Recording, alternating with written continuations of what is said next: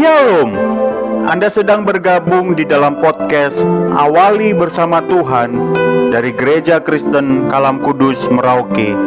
Kami berharap podcast ini akan menjadi berkat bagi Anda dalam mengawali hari ini.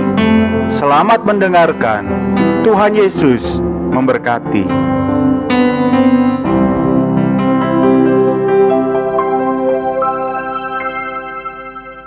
Shalom, selamat pagi Bapak Ibu Saudara yang kekasih di dalam Tuhan Yesus Kristus.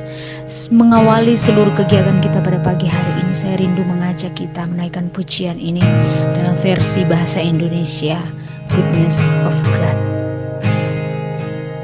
Ku cinta Kau, rahmat-Mu nyata bagiku, hidupku di dalam tangan-Mu. Sejak pagi ku terbangun sampai ku terbaring, ku nyanyi kebaikan-Mu Tuhan. Sepanjang hidupku Kau setia, sepanjang hidupku Kau sangat baik. Nafasku memuliakan-Mu, ku nyanyi kebaikan-Mu Tuhan.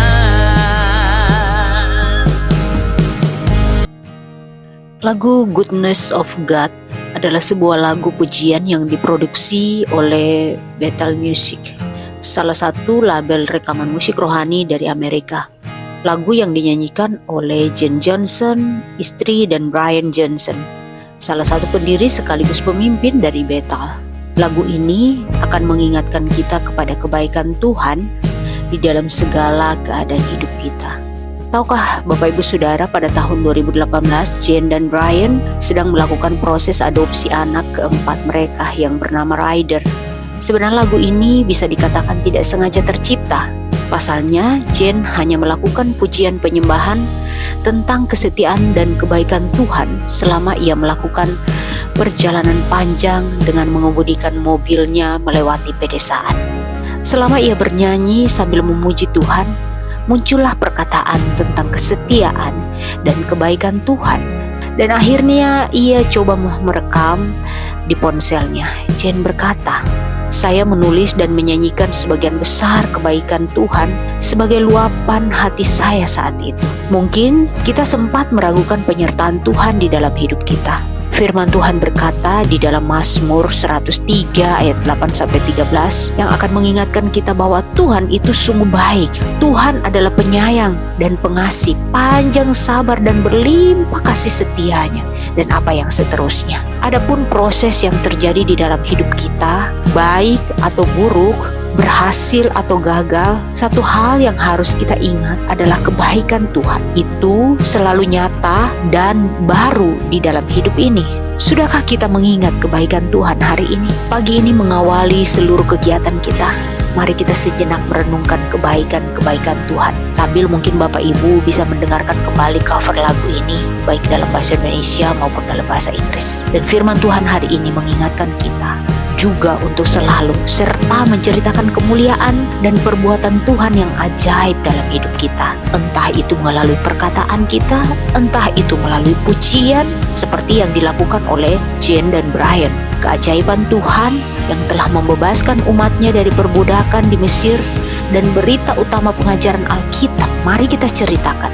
Satu kata bijak berkata demikian, di dalam keterpurukan sekalipun muliakanlah Tuhan melalui kekonsistenan imanmu kepadanya. Mari kita berdoa.